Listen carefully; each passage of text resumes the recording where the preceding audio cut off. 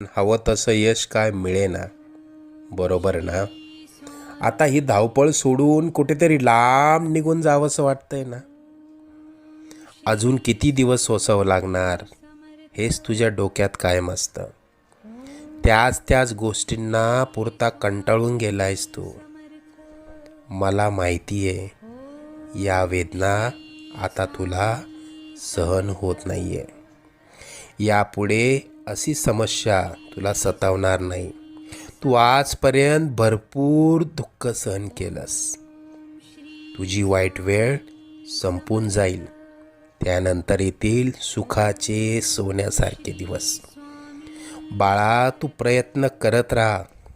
जिथे तू थांबशील तिथून पुढे तू हाती घेतलेले कार्य आम्ही पूर्णत्वास नेऊ. तू प्रयत्न करत राहा. यश तुझी वाट बघतंय.